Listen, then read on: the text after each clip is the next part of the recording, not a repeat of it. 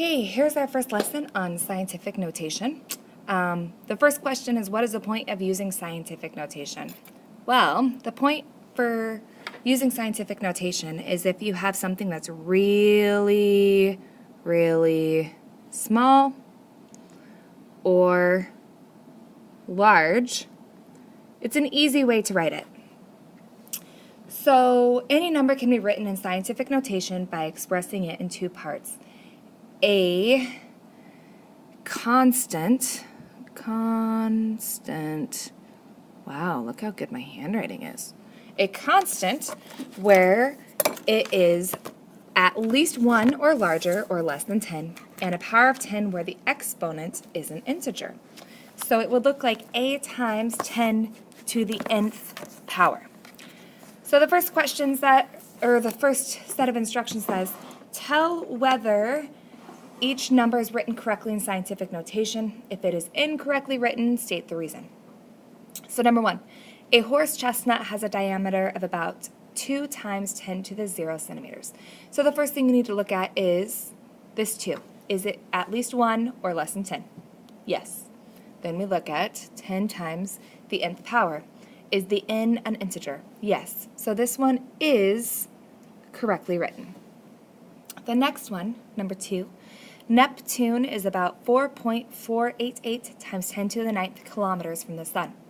So 4.488, is that between 1 and 10? Yeah. And is 10 to the 9th power, is the 9 an integer? Yes. So that is proper scientific notation. But then number 3, the approximate wavelength of an infrared light is 0.01 times 10 to the negative 5 meter. Is 0.01 at least 1 or between 10? No. Even though this is an integer as the exponent, the first part of it, the a, is not correct, so no, because it is less than 1. Number 4 is the same instructions as before.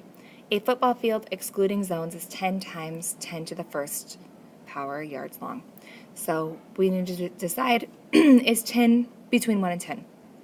Well, if you looked on the beginning, it said that it has to be less than 10. It cannot equal 10.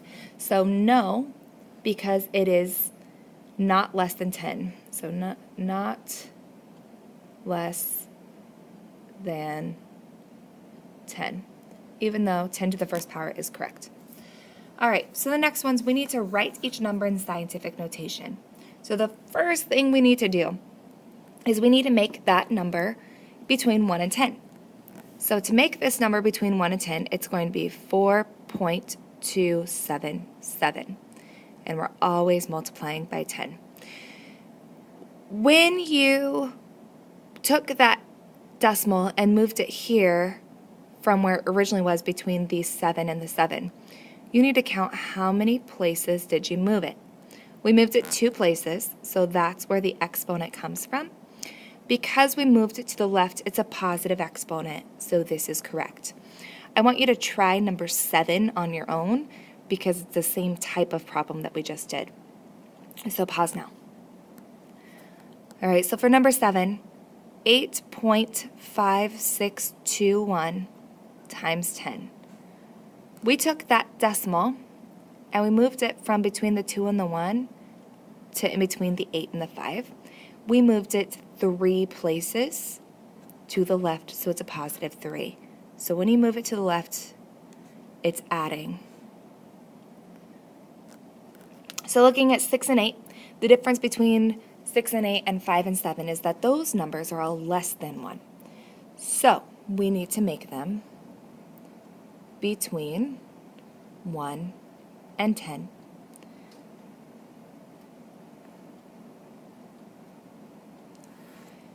We're going to do the same thing we did before. We're moving that decimal, but we moved it again 3 places, but since we moved it to the right, it's going to be a negative exponent.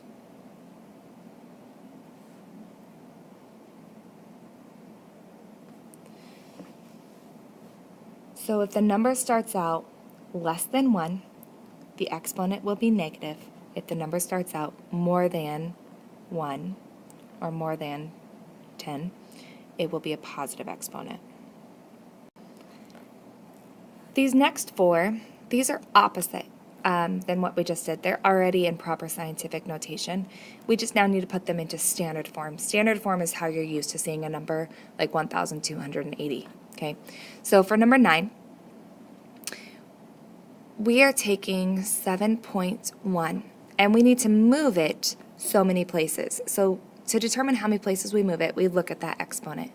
Since it is a positive exponent, this number will become bigger. So I need to move it 1, 2, 3 places. You now have 2 open spaces where you will need to put a placeholder. Those placeholders become zeros. So your answer is 7,100. Number 11, I want you to try on your own. So pause now and do number 11 on your own. Number 11, it starts out as 9.0 because it's just the whole number 9. So there's an understood decimal at the end. If you are confused on where the decimal starts, if it doesn't have one to start with, think of money. If this was 9, it'd be $9, and the decimals would be where your cents are. So this one, we need to move it 4 places. So 1, 2, 3, 4. So that means you're going to add 4 zeros. 1, 2, 3, 4. So 90,000 is your answer. Numbers 10 and 12 are opposite from what we just did because of that negative exponent. So that means instead of moving the exponent or the decimal to the right, you're going to move that decimal to the left. So I have 8.12 and I need to move it 3 places. So 1, 2, 3. So it becomes 0.00812. Try number 12 on your own. See if you can do it correctly on your own. So 2.5, I'm moving it to the left 2 places, so 1, 2. So your answer is 0.025. The next one, 13 and 14, I want you to try these on your own. You can put them both back into standard form and determine it, which is how I'm going to show you, originally to show you why it works, but then we're going to look at a shortcut. So number 13, 5.6 times 10 to the second power. If you were to put that into standard form, you move that decimal to the right 2 places, so it becomes 560. And the 2.1, you're going to move it 3 places, so it becomes 2100. Obviously, you see that 2,100 is more. But the shortcut here is that really all you have to look at is the exponents. If they both only have one number in front of that decimal, you pick the one that has a larger exponent. So 2100 is the correct answer. For number 14, we're going to look at that. And remember, it's a negative exponent, so both of them are going to move to the left. So 0.34 and 0.11. Obviously, the 0.34 is larger. If they have the same exponent, it's whatever number is larger to start with. So this is a little bit different. We're shifting gears a bit. We're going to look at what it looks like when you find the products or the quotients. Products means multiply, quotients means divide. So if I multiply 5.83 times 10, that means that it becomes 58.3.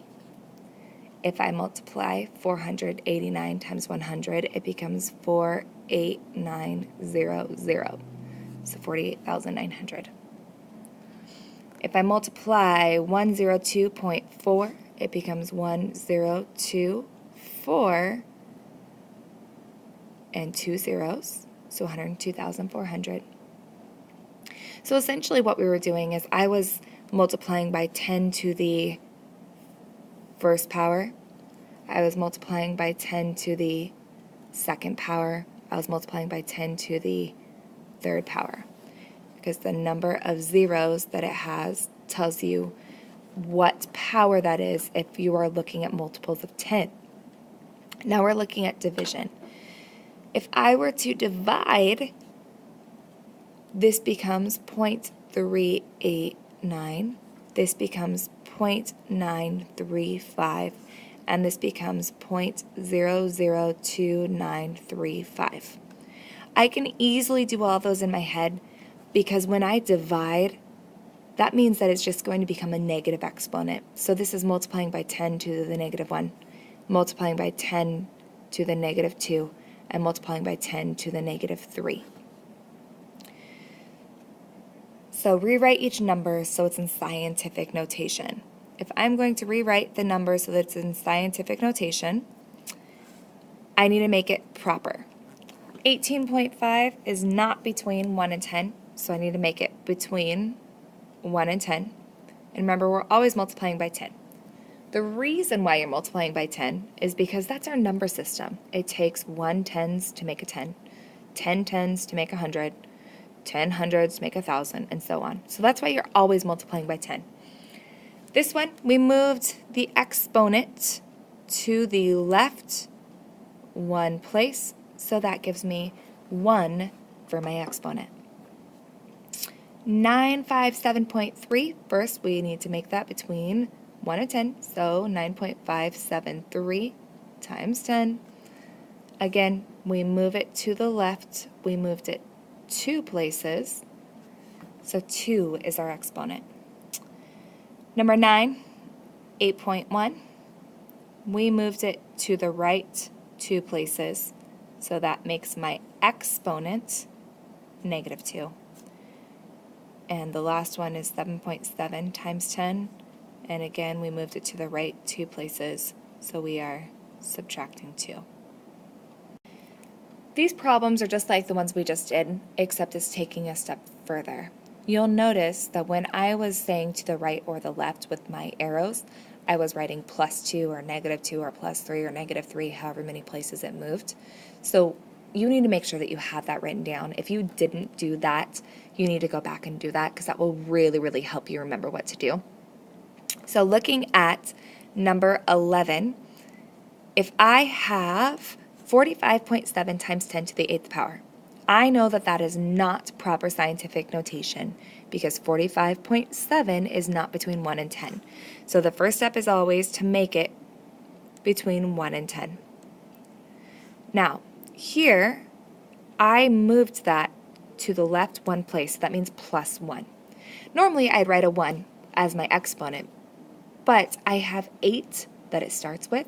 So now, I take the starting exponent and add 1 to it.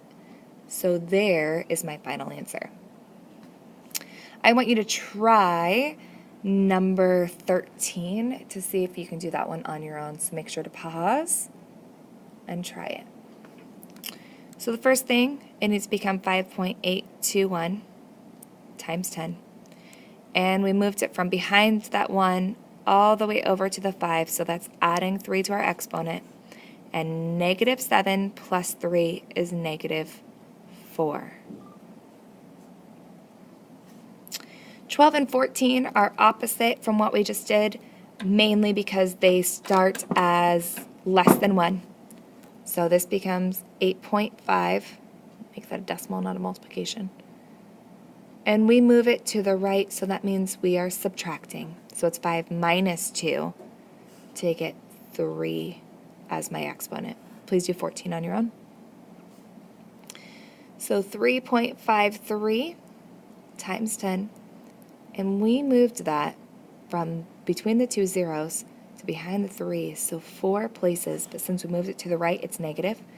This is the part that really gets people messed up. I have -4 and -4. If I combine them, I get -8.